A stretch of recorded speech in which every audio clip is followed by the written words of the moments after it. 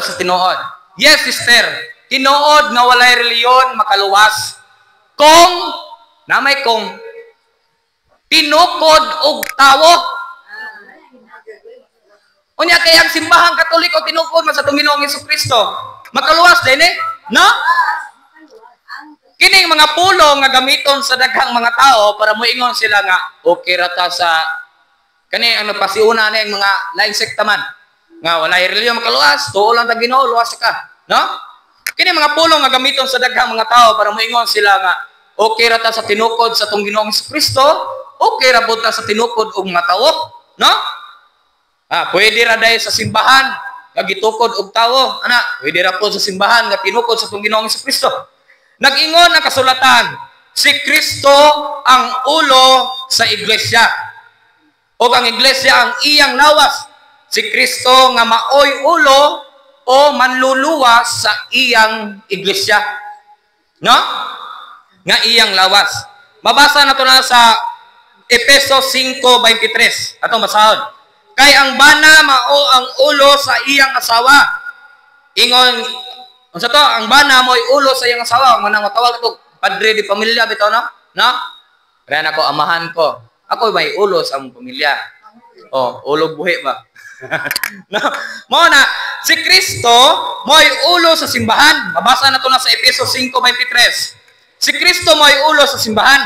O si Kristo mismo mao ang manluluwas sa simbahan. Nga mao ang iyang lawas.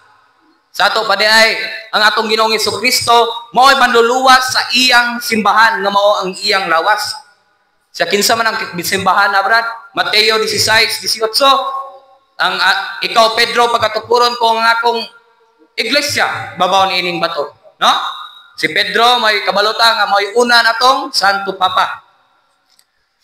Mao na nga karon ang iglesia o grupo sa mga tao nga anaa sa panon nga naa kang Kristo. Unsaon man nimo pagkaluwas kung ikaw wala sa iglesia ni Kristo? Unsaon pagkaluwas? Maluwas ba?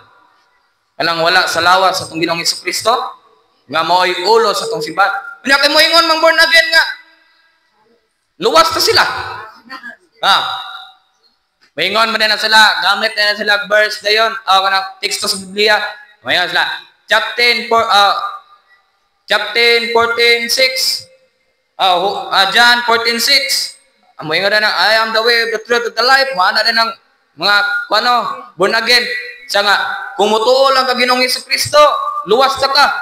Hoy, pag-sure oy. No? Unya walay buhat. Tuo lang ka. Makasala kang tao, pero tuo ka Ginoo. Luwas na day ka? Agoy. Huwag na luwas sa tanas nga mituo po Ginoo. No?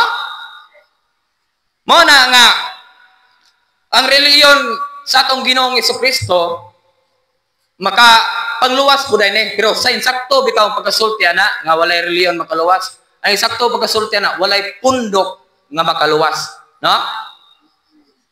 Pero maingon man ang mga lain sekta siya, may reliyon makaluwas, tulo ka Ginoo luwas man ka. Atong mabasa diha sa Juan 1:1, namoy Biblia? Okay. Pakli mo Biblia kay last na bitaw ni. Last na ni ako ba? Kanina lang. Ako Kay bikiki man guni. Unang Juan kapitulo 2 bersikulo 18. Giingon dinhi nga ang mga kaaway sa Dios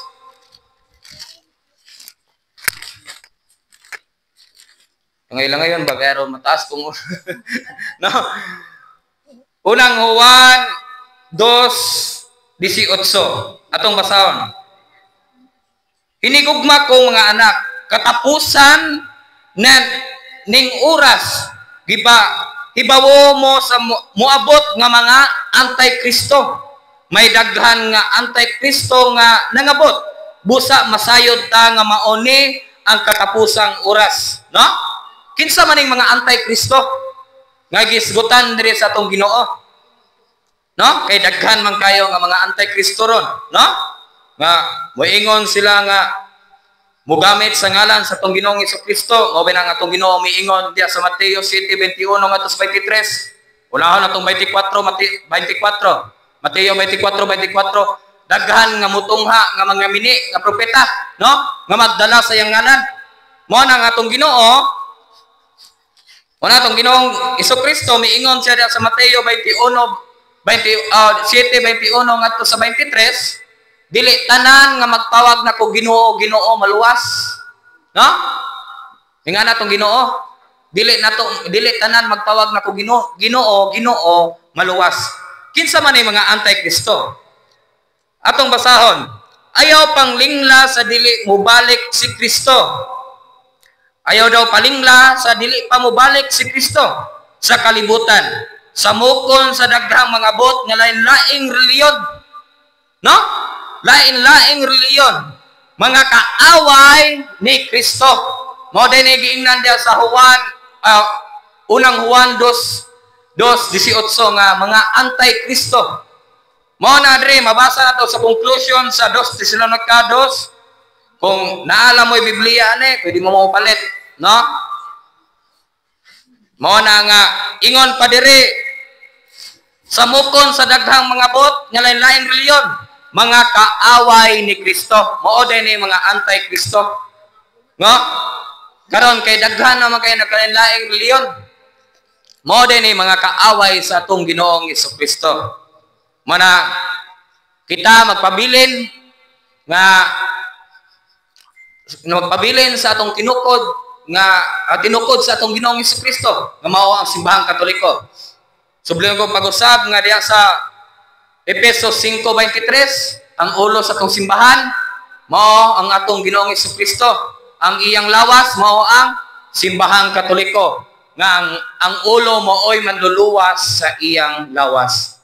Mao nang sa makausa, daghan kay ninyong salamat. Mao ra to. No? Mangutana mo, nindot yung mangutana mo. Unsa may pangutana ninyo? Napa mo yung pangutana? Naboy pangutana? Kanang bisag wala mo natinawan ba? Ikaw nang okay na ka nga nay reliyon makaluwas?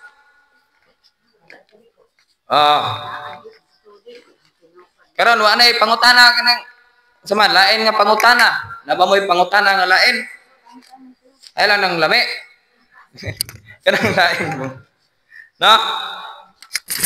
Kay kung walay pangutana, ihatag na po nako ni isa may musunod ani Mar. Kaya ti wanita. Pwede ra po doon niya, huwag mahuman ta, magpa-open forum ta, kung naipangutana, kay murag andam sa dibanti, mutubag sa inyong mga pangutana. No? Sige, kinsay, kung walay pangutana, hatag na ko ni Sis Juanita. Ay, pagtulog-tulog, Mar, kay practice yun, kamatay.